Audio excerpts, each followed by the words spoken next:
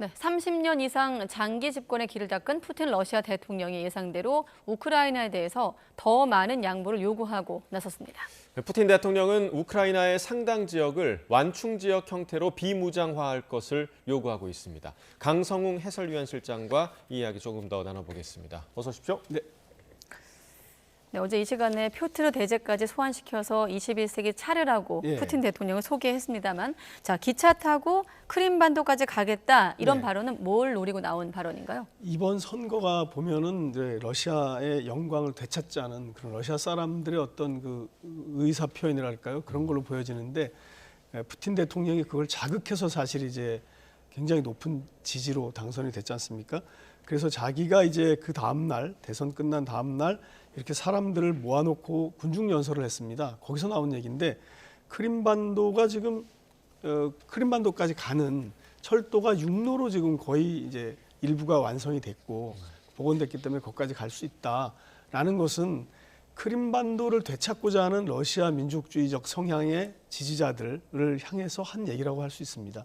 그러니까 이제 구체적으로 보면은 러시아 쪽에 있는 도시, 지도가 나오는데요. 로스토프 나도누, 저기가 전에 프리고진이 이제 반란을 일으켰다 탱크를 몰고 간 지역인데, 거기서부터 기차가 원래 있었습니다. 그래서 마리우폴을 지나서 베르디안스크를 지나서 세바스토폴까지 가는데, 이 세바스토폴은 기존에는 이제 오른쪽에 다리를 통해서 갔는데 저쪽을 이제 러시아가 점령함으로써 이렇게 육로가 생긴 겁니다.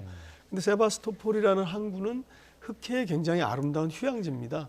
그리고 러시아 사람들이 가고 싶어하는, 추운 데 사는 러시아 사람들이 가보고 싶어하는 휴양지이고, 또 저게 이제 그 흑해 함대가 기항하고 있는 군함입니다.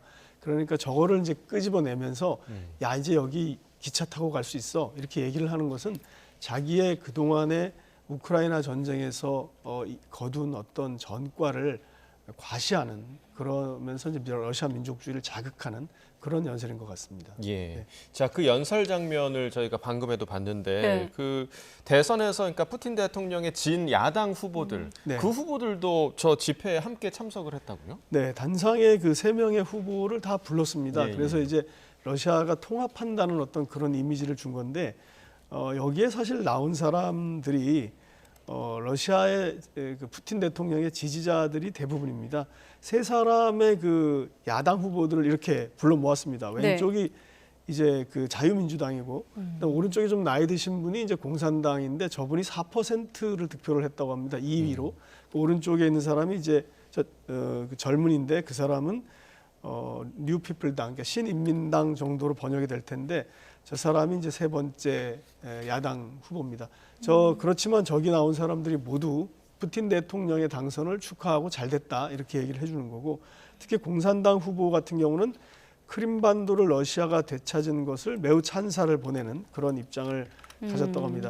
그러니까 이 또 어떤 통합적인 그런 면모를 보여주기 위해서 저 3명의 후보를 자기 접견실로 따로 불러서 또 만나기도 하고, 그러면서 어떤 러시아의 통합, 그리고 앞으로 있을 우크라이나에 대한 어떤 그 강도 높은 공세를 예고하는 그런 행동이라고 볼 수 있을 것 같습니다. 네, 사실 투명한 투표함 같은 좀 부정선거 논란이 있었기 때문에 아까 봤던 화면이 좀 어색하기도 한데, 모스크바에 모인 그 군중들은 실제로 열광하는 거겠죠? 네. 그 분위기를 보면, 그런데 저도 저기 붉은 광장에 가본 적이 있는데, 저기에 지금 모인 사람들은 뉴욕타임스 신문의 보도를 보면 정부 직원, 연방정부 직원이거나 학생들이거나 혹은 초청을 받은, 그래서 입장권을 가지고 들어온 사람들이라고 합니다. 그런 사람들만 있기 때문에 사실상 저 어떤 군중 집회는 약간 이렇게 그 각본대로 가는 것이 아닌가, 이렇게 보는 것이 이 서방 언론의 시각이고요. 그리고 이제 이곳에서 전쟁 성과를 보고하듯 하면서 이렇게 말했습니다. 푸틴 대통령이 이런 어떤 전쟁의 성과야말로 우리가 행동으로 이 나라를, 러시아를 더 강하게 만드는 것이다, 이렇게 말했습니다. 굉장히 그 러시아의 애국주의적인 성향의 러시아 사람들, 유권자들을 자극하면서 끌어모으는 그런 어떤 말이라고 할 수 있는데, 그래서 그런지 이제 투표율도 한 10% 정도 올랐습니다. 그다음에 득표율도 올랐고요. 그리고 이제 도네츠크나 루안스크, 자포리자, 헤르손, 이게 점령 지역은 어땠나 보니까 88.12%, 이게 이제 점령 지역이고요. 그다음에 이제 크리미아 쪽, 크림반도는 95%가 넘었다.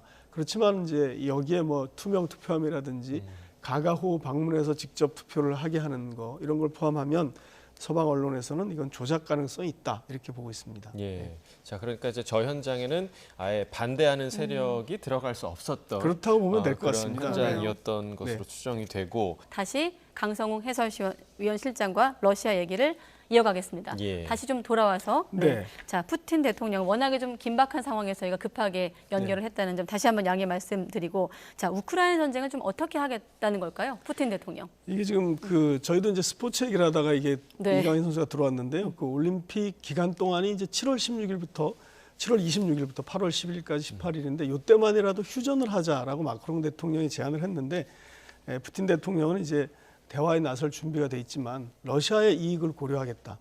마크롱 대통령은 평화를 위한 조치를 먼저 해라 이렇게 얘기를 했습니다. 그것은 무기를 우크라이나에게 대주는 것 자체를 중단하라는 뜻으로 들리기 때문에 네. 이것이 좋은 방법은 아니다라는 건데 전에 푸틴이 잠깐 총리직을 할 때 대통령을 대신 맡아준 했었죠. 사람입니다. 예. 이 사람이 2인자인데 명목상 그 국가안보회의 부의장입니다. 이 사람이 조롱 섞인 평화협상을 내놓은 적이 있습니다. 거기서 보면 러시아는 무엇을 요구하냐면 우크라이나의 무장 해제와 러시아 연방으로의 다시 편입 이걸 요구하고 있습니다.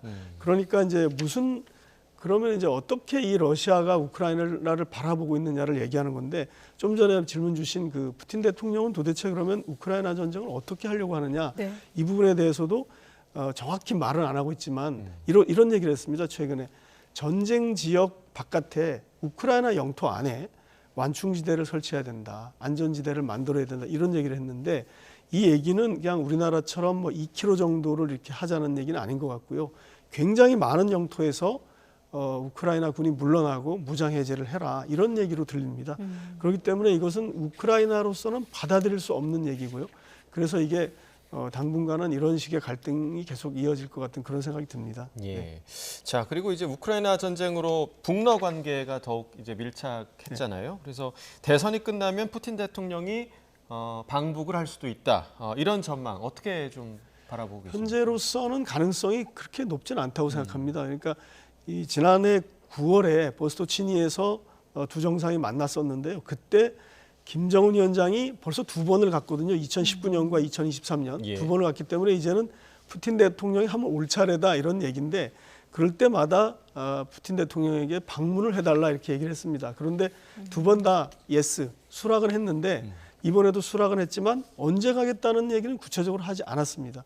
그런데 이제 한편으로는 이제 두 번째고 무기 거래까지 하다 보니까 간다면 아마 선거 끝나면 가지 않을까. 그러니까 선거가 이제 끝나지 않았습니까? 그래서 이제 5월 달에 취임을 하는데 그때 정도에 한번 방문하지 않을까 이런 예측이 나왔는데 네. 실제로 아직까지는 어떠한 그런 움직임도 없는 상태고 만약에 이게 푸틴 대통령이 북한의 평양을 가서 김정은 위원장을 만난다면 24년 만입니다. 2000년도에 김정일 위원장 당시에 푸틴이 딱 한 번 갔습니다. 예. 북한을 두 번도 아니고 딱 한 번 갔는데 네. 이게 2024년에 한 번 더 간다면 24년 만에 가는 것이고 그렇다면은 굉장히 큰 의미인데 뭐 여러 가지 의미를 주겠지만 사실 중국의 움직임도 지켜봐야 됩니다. 중국과 네. 북한이 군사적으로 밀착하는 것, 러시아와 북한이 군사적으로 밀착하는 것을 중국은 어떻게 바라보느냐.